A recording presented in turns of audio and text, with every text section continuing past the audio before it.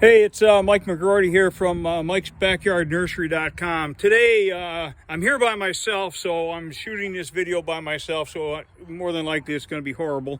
But today, what I'm doing is I'm doing Dappled Willow from Hardwood cuttings. Dappled Willow is really a great seller for us. I'll put some... Right below this video, I'll put a link to a web page. That way I can put some pictures of the dappled willow, in leaf, because it's got a multicolored leaf. Very, very pretty. And it makes a really good hedge if somebody needs some privacy relatively quickly. So basically what I do is I take these long canes like I've got in my hand here, and I cut them off. They're 3 or 4, sometimes they're 5 or 6 feet long because this is a pretty rapid grower. I cut them into cuttings about anywhere from 4 to 6 inches long. What's really important is that you cut on the bottom of the cutting. You're going to want to cut right below this node.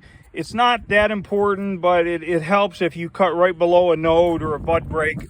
And then when I cut them, I stick them in this little nail bin that I picked up. I got a bunch of them, but it works perfect for doing that. And then I simply fill these quart containers. So this is they call it a quart. I have no idea what size it is. I'm guessing that it's probably 4 inches, good 4 inches deep, and maybe 3.5 inches wide. Anyway, they call it a quart. You're probably not going to be able to find them, but the number is TQF 111115. But anyway, any container that's somewhere close to that size is going to work. Now, what I'm doing here is really unique because I just filled these containers with potting soil from my potting bench, and I stuck a dappled willow tag in there, and then I stuck the cutting in. No roots, just the cutting. So I don't know, I'm probably messing this video up pretty good, just like I promised I would. But anyway, these are the tags. So I fill the container first with soil, and then I just stick the cutting in there like that. Chances are these are going to root really, really well. I'm trying to think what the date is. I think it's I don't know, maybe the 17th of March. So this dappled willow typically leaves out a little bit earlier than most things, so I'm probably getting in here just under the wire. But anyway, I'm sticking them right into these quart containers. We'll water them really well. We'll put them over here. I'll show you where we're putting them with the rest of our cuttings.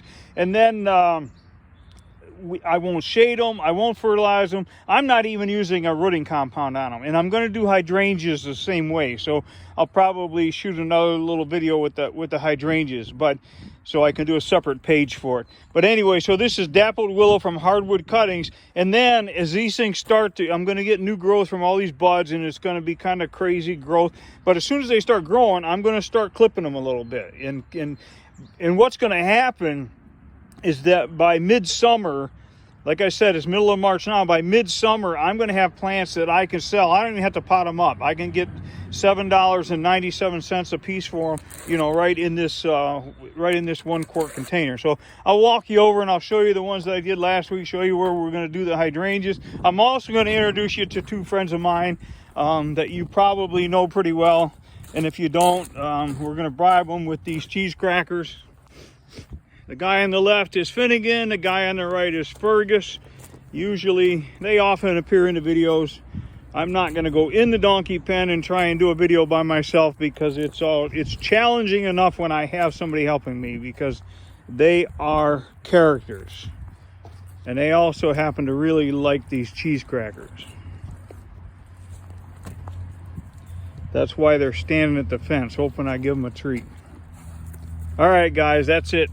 That's it. All right, so now right over here, these are the cuttings that I did. I don't know, I did them about a week or so ago, and then the weather got crazy, so I went and worked inside. So anyway, this flat is that's another flat of dappled willow, and if I remember correctly, there might be like 286 cuttings in there. And then I filled the rest of these trays. Actually, these bins that I'm using, they're a mortar box from Home Depot. I think they're about $8 a piece. I got my watering can out here because it's too cold to hook up a hose, but so when it gets warm out, I just put a little water on them. And then when I bring these things over here, I'll put some water on them. These are the ones this tray, this is more Dappled Willow that I just stuck this morning. So, but anyway, that's pretty much it. That's Dappled Willow from Hardwood cutting stuck right into a 1-quart container.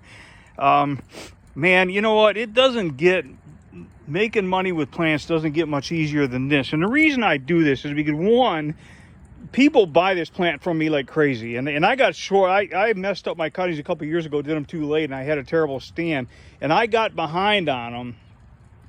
But people come here, they come to buy our perennials, they come to buy Japanese maples, whatever it is we have, and then while they're here, they see things like this, or they see them in my ad, or they actually just show up, and that's what they want. So this spring we got a bunch of arborvitaes we got to move out of here. This area that I'm standing in right here, actually these two areas, I'm pretty sure that I'm going to pull up this black matting and put Japanese maples in the ground in pretty much this whole area. Right behind that sign there that says shopping area number 2, got a pump house. The grandkids helped me decorate that. There's Japanese maples in the ground there. I'll take you on a very quick tour because I don't want to bore you to death. But anyway, so this is emerald green arbs. We've got to get them potted up. There's some Rheingold arborvitae. But this whole bed right here, these are weeping Japanese maples. Inibus shadera is the variety.